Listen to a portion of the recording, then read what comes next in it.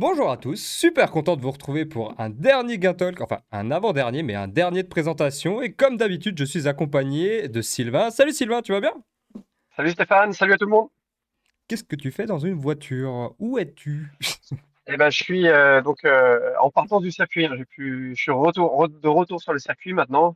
Depuis voilà, ça fait 3 mois que pour bien sûr pour les raisons familiales, m'occuper de mon fils et de la famille. Tout Je à suis pas fait. revenu sur les circuits depuis Silverstone, donc voilà, de retour sur le circuit ici. Donc c'est un plaisir d'être de retour sur le MotoGP et pour la finale, hein, puisqu'on a donc ce championnat qui se joue ce week-end ici à Barcelone. Voilà, j'ai raté toute la tournée Outre-mer, mais je dis c'est un grand plaisir et une belle émotion d'être ici pour la finale. Eh ben, nous aussi, ça nous fait plaisir de te revoir sur circuit. C'est trop cool. Et en plus, là, c'est quand même pour une belle finale, là. Je te laisse nous débriefer peut-être par rapport aux essais qui ont eu lieu tout à l'heure.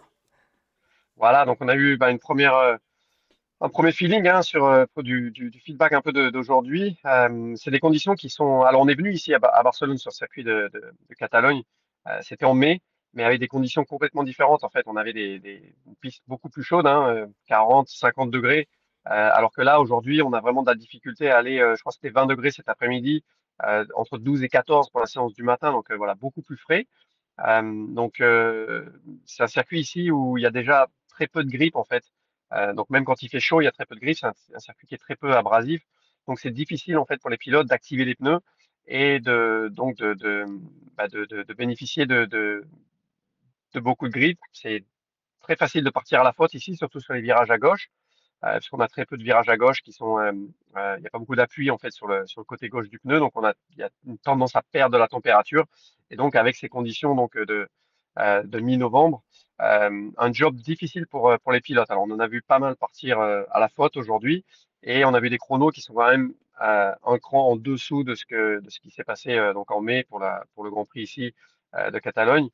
Donc voilà, des conditions pas idéales et des pilotes et des équipes qui essaient de s'adapter le plus rapidement possible. Mais je pense que on va avoir pas mal de surprises.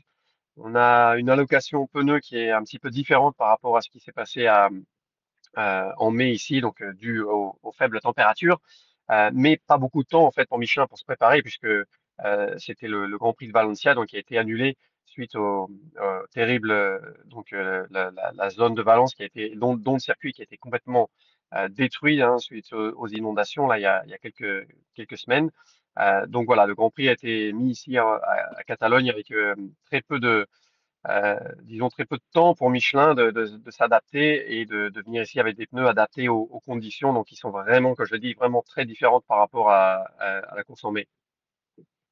Eh ben, tout à fait. Et du coup, selon toi, tu penses qu'il va y avoir des résultats drastiquement différents par rapport au dernier passage à Valence? À Barcelone, pardon. Je lisais Ouais, je le pense que Valencia en dessous. alors il y a cette différence hein, de conditions climatiques, conditions plus fraîches, donc ça veut dire que les pilotes qui prennent un peu des risques peuvent arriver à créer une surprise. Je pense que ça va être un Grand Prix qui va être compliqué, tu vois, sur les premiers tours pour activer les pneus, ça va être difficile. Donc les pilotes, encore une fois ici, peuvent faire la différence. Bien sûr, il y a la pression du championnat. On a Pecco Bagnaia qui a 24 points de retard, qui a rien à perdre. Donc lui, il peut aller prendre des risques. Il avait excellé ici hein, en mai, en gagnant le Grand Prix. Malheureusement, il n'avait pas gagné la sprint, mais il était en tête dans le dernier tour. Il a commis une erreur dans le virage numéro 5, donc il a perdu l'avant en fait parce qu'il allait pas assez vite et il a perdu de la température dans son pneu. Donc on peut avoir des surprises. Pecco Bagnaia qui roule vite ici, qui a rien à perdre, et Martin qui lui, avec 24 points d'avance, peut se permettre de prendre quelques risques en sprint. Ou alors il va falloir qu'il gère. Donc lui, il peut avoir deux approches en fait. Il peut prendre des risques en sprint, risquer la chute tout en ayant assez de points pour pouvoir gérer la course du dimanche, ou il peut essayer d'assurer déjà dès la course sprint, donc samedi, demain, pour marquer assez de points et avoir une avance assez importante pour vraiment être tranquille pour dimanche.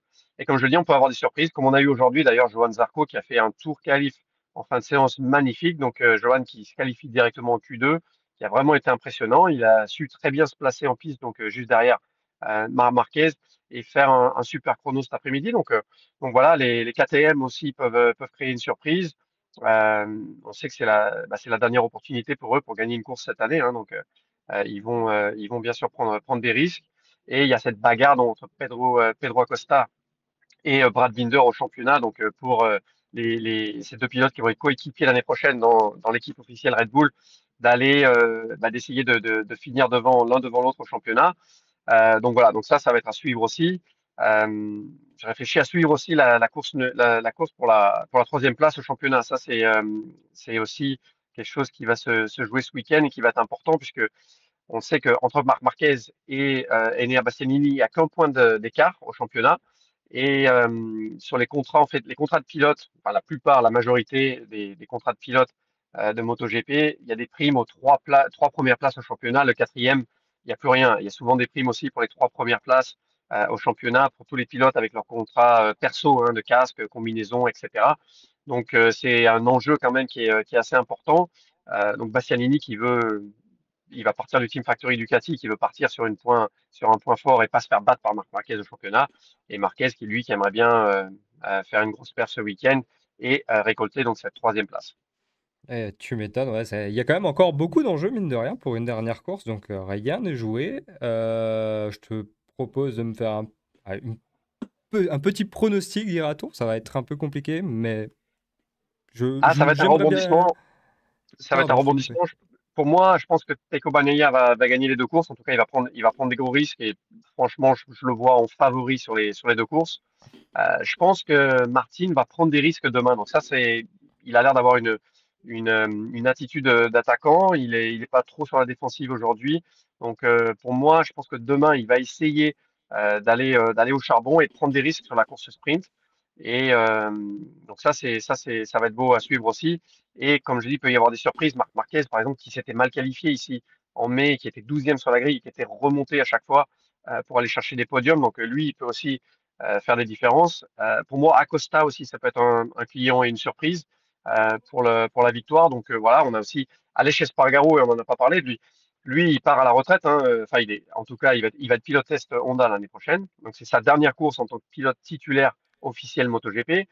Il a gagné trois des quatre dernières courses ici. Hein. Il a gagné la course sprint l'année dernière et les deux, la sprint et le GP de dimanche, donc en 2023. Donc lui, il a vraiment ici beaucoup d'affinités avec ce circuit. Il a la maison aussi. Et c'est son dernier Grand Prix. Donc il a fait un beau tour d'ailleurs cet après-midi. Donc lui aussi, il peut être dans le mix hein, pour les deux courses. Donc voilà, il peut y avoir des grosses surprises. Je pense que Pecco va gagner et je pense que derrière il va y avoir un petit peu, il va y avoir du déchet. Donc je pense qu'il va y avoir de la chute, il va y avoir de la prise de risque. Sur le podium, je vois bien peut-être un Acosta, peut-être aussi un Bezeki qui lui a galéré toute l'année avec le feeling, donc avec l'avant de sa machine. Et ici, tout le monde galère avec le feeling à l'avant à cause de la température basse. Donc on dirait que c'est un petit peu un avantage pour lui d'avoir galéré toute l'année. Il arrive à tirer le meilleur parti. Il a fait une belle séance cet après-midi aussi, beau rythme de course. Donc lui aussi, il peut être un client pour le podium demain. Eh ben, magnifique. Merci beaucoup, Sylvain. On est tout bon. Maintenant, il reste plus qu'à aller voir la course. Ça promet. Et je te propose qu'on se retrouve une dernière fois, du coup, après cette dernière course et qu'on débriefe tout ça. Et bah, finalement, on pourra même en profiter pour débriefer l'année. Parce que mine de rien, ça aurait été une belle année. Et puis, voilà, on sera bon. Ça Impeccable. va, ça sera avec plaisir. À bientôt Stéphane. À très bientôt! À bientôt, au revoir.